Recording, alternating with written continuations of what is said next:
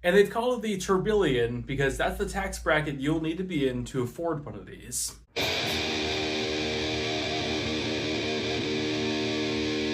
What's up? Welcome back to the Metalhead Car Show. Bugatti has finally both announced it and shown it off. The car we've been speculating for months on this channel has now been seen in the flesh. In the metal, in the carbon fiber. To follow in the footsteps of the Veyron and the Chiron, Bugatti has now announced the Tourbillon. This thing looks so much better than I could have actually expected to. Like, it's a Bugatti. You had a pretty good idea of what it was possibly going to look like, but I think Bugatti's kind of outdone themselves with it. Now we're going to get into the details, we're going to get into the specs, and we're going to get into my thoughts on it. So let's get right into it. Starting off with the name, being the Tourbillon.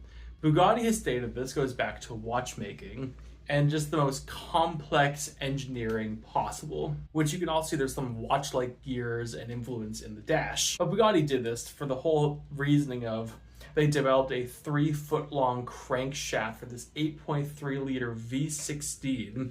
And there's I think it's 64 valves in this engine, which they had to figure out how to get everything timed properly to make this engine run beautifully. On top of that, it's a hybrid, so it's running alongside what's most likely a Rimac-developed hybrid system for this V16. And throughout the entire car, there's just so many displays of this mix of engineering marvel and beauty.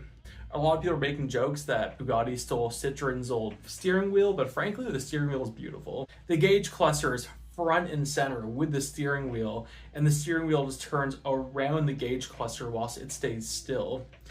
I think that is so beautiful and absolutely inspired. You have what I believe is rose glass going through the metal skeleton in the center console of the car, which I think, again, is gorgeous. And also, this is the first Bugatti since the EB110 that actually has vertical doors on it. To make the back end open like it is, Bugatti actually made the diffuser to be strong enough to take whatever impact comes from another car hitting it. And they've actually worked the word Bugatti into its taillights, which that in itself is not a huge thing, it just looks nice. Let's face it, it's a Bugatti, we want to know about its specs. It has a 8.3-liter V16 that's naturally aspirated but also hybrid assisted that's be making 1800 horsepower. It will be hitting 60 in 2 seconds, which I believe is the fastest gas-powered car to 60 ever built, and it'll be hitting 250 miles per hour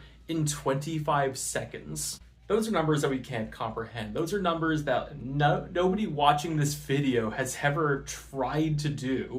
If you tried to hit 250 miles an hour, let me know in the comments. But with that, there's also the top speed, which is going to be kind of the tricky part. Now, when I did this video, I did say some ideas towards what the top speed might be, but frankly, it's all going to come down to tires. Vehicles' top speeds are limited based on what the mechanical bits of the car